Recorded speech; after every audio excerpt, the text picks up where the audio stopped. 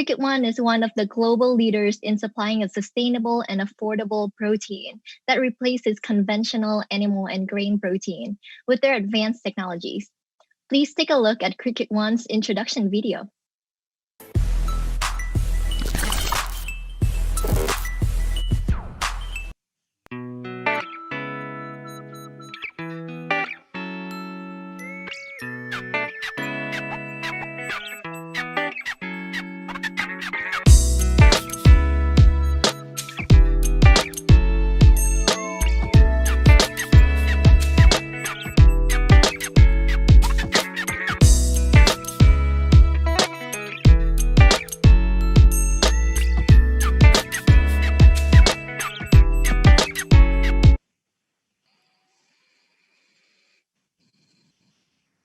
Okay, Cricket One, are you ready? Please start sharing your screen. And Pet Kicks will be our next team to pitch. Please get ready. Okay, Cricket One, you have 5 minutes to pitch and we are ready for your presentation. Take it away. Hello everyone, my name is Vicky. I am the co-founder of Cricket One. We are the leading global supplier and producers food and beverage ingredients from the cricket. We talk about Cricket One, talk about the issues, the climate change. It's not only about the sinking world, but the climate change is also affecting negatively and destroying the agricultural productions. Together with 9.5 billion global populations, we have to be in a position that we have no choice to accept industrial farm animal and pay tremendous amounts of health costs. So, ladies and gentlemen, it's time to forget about beef, and Cricket One is the future of your solution. We farm the most sustainable livestock, produce the most highly performing nutrition at a very affordable price with a very practical applications. Let me walk you through our innovations. Firstly is our intensive breeding unit, a vertical farming embedded with IoT control and traceability system. This system that we proved to triple the use and recoup the investment within 3 months. Secondly is the proprietary cricket feed. We have and own the world first cricket feed that designed for cricket from 100% plant-based ingredients. This cricket feed that allow us to save up to 75% of feeding costs and cut down 50% of farming cycle. Thirdly is our innovative inclusive business model. We train the farmers, we invest in them, and then we buy all of the output. With this business model, we have no headcount to scale up the productions. At the same time, we have the farmer to earn 6 times extra income. With this new income, they are able to have a better life, give the children a better education, and also the healthcare. In the other hand, we believe market and consumer education is also our job. We run an expensive R&D program and launch to the market different product range. This from a normal powder to the highly processed powder. We also have launching a new product. It's called meat texture insect, which is, we call it meat analog. We believe this is going to be a huge disruption for the food industry. What is our business model? We are an ingredient suppliers. So we work with local farmers. We deal with the cricket. We provide to the food and beverage producers a finished product. And then they're going to present the end consumer product to the market. We are aiming to target the market that's going to worth $1.6 billion in 2021. And based on the current growth of the economy, also the market, that we believe the number is going to be even greater. Our business model and technologies have been proven to work by having our products sold in more than 12 countries at the half of the market price with a very stable supply. We aim to launch into the mass market through our collaboration with major food producers like Unilever, Nestle, Tetra Pak. We also get the strong support from the top university from all over the world, like Wageningen University in the Netherlands, also the Agroforest University in Vietnam. You can find us on many mainstream news channels like BBC, CNA, Deutsche Welle. Thanks to our A team that we managed to achieve so far at very good pace with a very good result. So myself, And my partner, my co-founder, Nam Dang, we both have a business background, but we both fully hands on the job. We both co-founded and exited from another tech startup right before we founded Cricket One. And then we have a strong support and also a collaboration with the top professor. One is from the Netherlands, Mr. Adno van Hoos, and one is Professor Dong, the vice president of Agroforest University. And then we have a very strong, well-educated specialized in nutritionists, animal nutritionists. This is how we look at our production in the futures. We believe that we not only stop at the basic ingredients, but we are expanding into the other sectors. For example, we're going to commercialize meat analog to replace completely meat. You can find like cricket burger, cricket patty, cricket sausage, and then we're going to push more R&D into the cricket chitin that we believe is going to be very good for the cosmetic industry. And then after that, we are aiming for the cricket probiotics because they have a strong and advanced probiotics agents in their body. What we are looking at VietChallenge, being active, promoting something novel, we require to have a lot of recognition and exposure to really enhance and boost the market and consumer education. And thirdly is this is the right time for us to put more footprints in the US. And we believe with the 5 years history of operation of VietChallenge, it's going to be a great advantage for us. And the secondly is it's a perfect timing for us to start exploring the domestic market and so the regional market. Thank you very much. And I'm here for the questions. Hi, it's Mike Edelhart. We're very active in next generation food, so I have a couple of questions. One is that one of the reasons behind next generation food is to step away from cruelty to animals. Why is raising crickets to kill them less cruel than raising cows, pigs, or any other animal to kill them when vegetable and lab alternatives are available? So there are a lot of debate and a lot of discussions comparing between conventional animal protein, alternative protein from insects, and also the plant-based protein. And each of the sectors, they have different advantages and disadvantages. Let's put aside conventional animal protein. Let's benchmark in what you mentioned about plants and insects. So insects, especially here is cricket, they don't have central nerve. Literally, they don't have central nerve, so they don't feel the pain. So the reaction during the processing is more or less the nerve reaction to the heat, but they don't feel the pain. That's a scientifically proven. And secondly is if you benchmark in terms of nutritional profile, for plant, you have 6 amino acids. For insects, you have 16 amino acids. So it's going to provide a full, complete nutritional demand for the human body.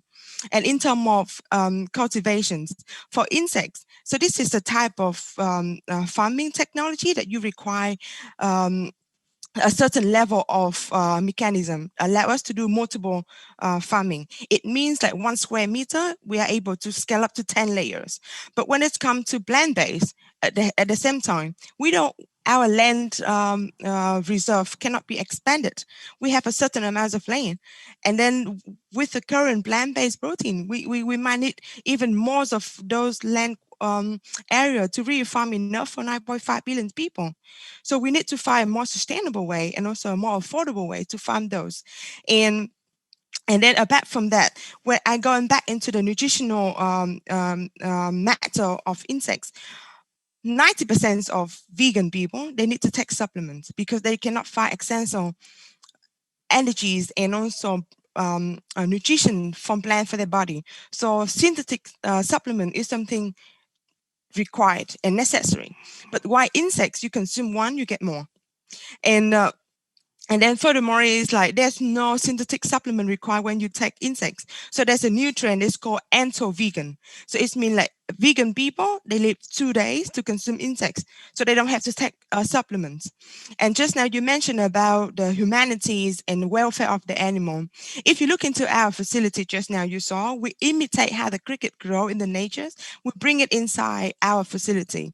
With that solutions, then we don't really manipulate their natural living standard conditions, and we also give them a very good social life inside that biomass.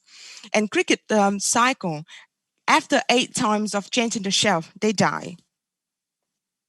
So because of that, I would say it's like their life cycle maximum 45 days, 50 days, but our technology is 35 days, but then they die for a bubbles. It's not really like for a count, you can go on for years, but then for cricket, they have a certain short life cycle. So in terms of humanity, I would say they don't feel the pain, they are more efficient. And if you look into the microscope structures of the cells, they are more like plant than animal. So I would believe is that cricket is the one in the between that can solve the issues with animal conventional protein and the plant-based. Thank you. That's a very good answer. One other question, then I'll let others go. What's the water requirement per pound and the energy requirement per pound of the cricket products you're producing versus traditional meat products or a vegetable protein alternatives? Yeah, because of the limited time, so I couldn't go through this just now. So you can see it's like 1 kilo of protein from cricket. They require 10 times less feed, 200 times less land, double protein, and 2,500 times of less water compared to 1 kilo of beef. Thank you. Hi, Andy Wu here.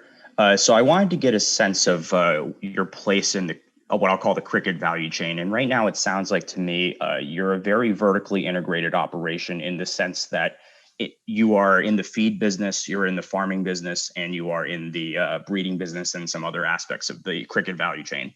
And what I wanted to get a sense of, like as a hypothetical, like if your proprietary cricket feed is as effective as you say, cutting down the farming cycle 50% and saving 75% feed cost, why don't you just go into the business of producing and selling the feed without being part of the other parts of the business? And similarly, you could sell or license the breeding technology rather than doing other things. I'm thinking of it as like the Cricket Monsanto or something. Yes. And so what's the argument for having this vertically integrated operation as opposed to a specialized operation? It's a very good question and give us a very good perspective of the business model. But if you look into our technology, it's a combination. For example, it's like it has to have a proper farming technologies together with the feeding technologies. Then the result come in. If it's one, this or the other, it doesn't work to get the optimal level of efficiency. So it's a combination. So secondly is like in the market right now, 95% of suppliers, producers, they give the cricket with the chicken feed, which is fish meal, soy meal. So we are the only one that really own and proven work feeding scheme for the cricket. And because of that, this is our proprietary. If you look into our whole entire business model, we work with we have our all material area, like our all farm. We have a satellite farm running by the farmers, but we transfer the technologies and equipment. We provide the feed. And we process into the powder, but we stop at ingredient. We don't go further into the end consumer product. So we actually don't really diversify all of our energies and power into the whole value chain, but we focus into making the right ingredient. And you mentioned about why don't we just do it only cricket feed? It's a good business model. But if only buy our cricket feed, it's not going to give optimal result, as I mentioned. But furthermore, if you look into if we look into the futures, when cricket becomes so norm, then controlling the material, the raw material, which is a live fresh cricket, is an issue. So we have to make sure we control from A to certain points of the value chain. And we mentioned about why don't we franchise our technologies? Yes, we do that. We have a lot of discussion, but is it a right moment right now? I would say no, because the market is still growing very fast. We have all of the elements to really get a big majority part of the market. Then there's no point to create more competition at this moment. So we have a discussion to have a similar farm in Africa. We are discussion to transfer our technologies in the Netherlands. We also have a request to transfer in South America. But those discussions, we try to hold it at this moment. Because why? It take a biglet or it take a bitchery or poultry 50 years to have a perfect farming practice. And cricket farming, it just lasts for 10 years so far. So are we confident to say we have the best practice? I would say no, but we have the most up-to-date and the most proficient one, then I would say yes. So I would say in the next 2-3 years, this might be our business plan to transfer technologies, but it's more in terms of collaboration to expand like partnership rather than just solely sell the technologies. Can I come in? Your answer to his question confused me a little because Yes. you said you're only sticking to ingredients, but I heard you talking about making meat substitute out of crickets, which sounds like you're making product, not just ingredients. Nope. So let's put it like this. The meat analog, the meat texture insect is a finished ingredient. So it means I provide the ingredients to the food producers, which is the fundamental ingredient. And after that, the producer have to add on the spices. They have to add on perhaps the other ingredients to make their own signatures ingredients. So this is the equivalent of like cricket lardo, something like that? Yes.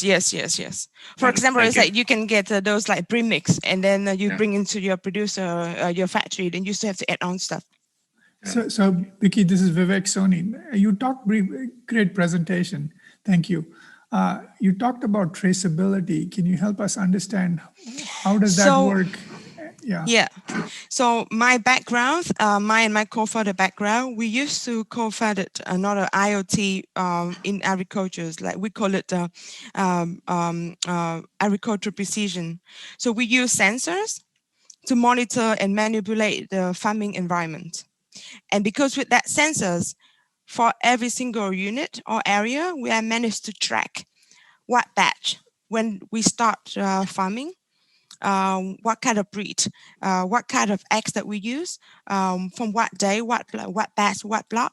Got it. And then okay. when we, And then so when we trace back into the production, then we know exactly what day and which batch is that. And what's the relationship with, what is the partnership with Unilever supposed to be? Is that beverages or? It's for dairy replacement. Dairy replacement. Thank you. Vicky, there are obviously lots of interest in what you're building. I'm a huge fan. Thank you. Clarify, what's the difference between cricket and locust or caterpillar or any number of insects? So why would you limit yourself to cricket? And related to that, what's the defensibility here? A company in China or Nigeria focusing on locusts, what would prevent them to outproduce you guys by 10x, with some funding? So to answer your question, I would go back 4 years ago when we just started the projects that we've done and experiments all of those insects that you just mentioned. And because we've done experiments on every single insect, and then we make a very detailed feasibility study report, benchmarking the possibility to imply automation, the possibility to really mass produce, and what kind of practice can we scale up with that. That's just element number one. And then element number two is we have some measures. We have to evaluate the nutritional profile of the insect itself to make sure it's really outstanding compared to conventional animal protein. So let's put it aside. I will mention the farming technology required first, okay? Let's talk about it nutritional. So for cricket, you're gonna get, with a normal market product, you're gonna get around 55% protein out of 100 grams of cricket. With our product, you can get 64%, up to 74% protein out of 100 grams of cricket. So the differentiation is more about our farming technologies and also the feeding. But for locusts, so you can see it's like normal crickets, 55 gram protein out of 100 gram like a whole material. But then for locusts, you can get only around like 40% protein, but then you got a huge amount of fat. So when it comes to a lot of fat, then it's require a lot of steps involved to really extract protein. It's going to require a lot of steps to really remove the fat, to process into the fine powder. So briefly about that, and in terms of farming, locust is more like hobby. Why is that? Because locusts, they travel. Locusts, they don't tend to hide themselves in their own comfort zone. Locusts, they travel. So if there's an outbreak, we're doomed. If we have to harvest in the mass scale, then we have to use either smoke or gas. But for cricket, because they tend to hide in the shadow, so we have a way to really like imitate that to harvest them. So in terms of mass production, mass farming, locust is not a feasible option for us. Excellent. Thank you. Thank you. Everything here. Can I just suggest just really two things. Number one, You know, because I grew up in Vietnam, I used cricket, so I changed the name so that, you know, they were appetizing for me. But more seriously, I want to, if you could help us understand the economics, you know, can you talk about revenue, margin, or EBITDA that you've generated from the business thus far? Whatever you can share with us. Yeah. So because of this presentation is going to be recorded and published, so I'm going to disclose some information that we are happy to share. But when it's come close into the EBITDA, I would rather we have a private discussion after this. So if you go to Europe, people have to pay around 70 euro per kilo for a powder of around like 59-60% protein. But they get from us is starting from 21 euro per kilo, but then they get around 14% extra protein. And most of the productions in Europe, they don't have enough of certification to prove the quality as we do. We have a no food application certificate. We have the approval at food establishment. We have the HACCP, and also we follow the GAP standard for farming. And we provide every single analytical report for every single batches, so they can benchmark the safety condition and also the protein profile, the nutritional profile. If you go to the US, like in Texas or in Oregon, they have some farms, so you have to pay around $45 per kilo. And our price for US market is about $23 with the same functionality, with the same performance. So also with an advanced performance, I mean, like similar to the one we sell into Europe. So, and in terms of margin, I would say we have a much heavier margin for them. I mean, it's a very, very healthy margin that we prepare even in the scenario in 2-4 years. Cricket protein becomes so norm that people want to play the pricing game. Then we are super confident with that. We're not going to support that, but if really going to that part of the trading game, there's no problem for us.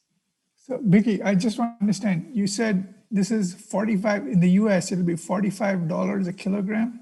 Yeah, the kilogram. Yeah, so but if someone is like cooking, say, I'm just saying like soy protein, like if you have tofu, you know, what's the difference? Because I mean, you clearly said the value, maybe you have higher protein level, but it's almost like an order of magnitude much higher in price, right?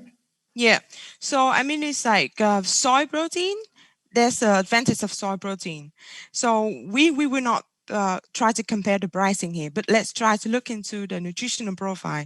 In soy, you have 6 amino acids. In cricket, you have 16, and it means that the body it less for more. And in cricket powder, you have omega 369, you have vitamin E, vitamin A, and then the fatty acid in cricket is even more advanced. It's all healthy fatty acid, and then you can also have it's gluten free. Yeah, I'm sorry to interrupt, but at the end of the day, I mean, if you're it's about pricing. About you're talking about food. I mean, I'm just saying high level. You want to be able to go down a path where your cost of food is at least reasonable, right? The idea is that it needs to be. I mean, it needs to be sustainable for society, but also from a price point. Do you have a path? Do you have a path by which the price comes down? We do. Yes, we do. I'm happy to really share because I already mentioned the pricing, so I cannot share you what is our gross profit. You know what I'm saying? I mean, because this one is going to be published. So let's put it like this. There's always a price to pay for sustainability. What is that? For soy, you cut down the Amazon, you grow soy. You pay for the seed, you pay for the fertilizer. But for cricket, you have to pay for the technology to make it sustainable. You have to pay for the automation to really can multiple the production, can be vertical farming. So, and then also for soy, you're gonna have to pay extra for non-GMO. And if you benchmark the non-GMO or organic soys, it will be relatively similar to the cricket powder from us. So either you go for the mass market and then you pay extra for health costs, or you go for sustainable options, and you don't have to pay for the health costs.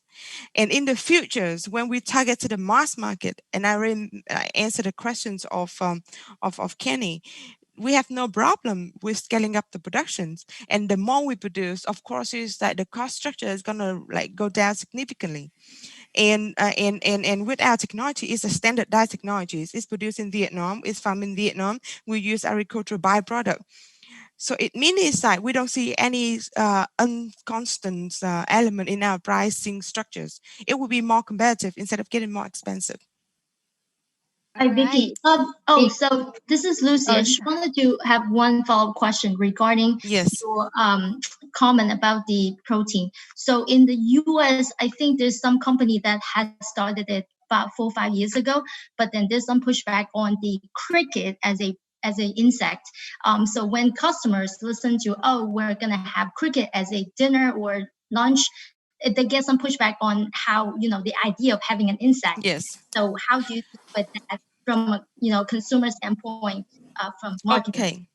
Yeah. So firstly, it's like this is a young market. We are not that every player in this market hoping for one day cricket protein become mainstream. But is it the right moment? Yes, not yet.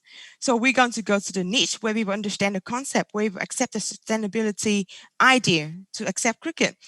And then we have another group of clients who disregard what is the source of protein coming from. So what they just care is that, oh, this is the protein, and I'm going to get this amount of protein to my product. And then they just care about the nutritional fact. They don't care about a cricket idea. So you can see in the market, you have a lot of companies, they mention like very clear, cricket bread, cricket protein shake. But there's also the company, they just mentioned it's a hyper protein product. So they get it from us, but they don't care about whether it's cricket or not, but they care only about nutritional profile. So in the market, they have a different consumer segments that depends on the producer, the brand going to tackle them. So for example, is that we have 2 clients in the US. One, they make tortilla chips. One, they use cricket as their tagline to sell. One, they use the protein as their tagline to sell. And then they both achieve into the segment that they are targeting for. But for me, but the bottom line, I would love to have people seeing cricket as a normal thing. It's nothing too high, and it's nothing to really like overshare or supersede the taste and the flavor. Sustainability is the key. Yes. Yes. Thank you. Awesome.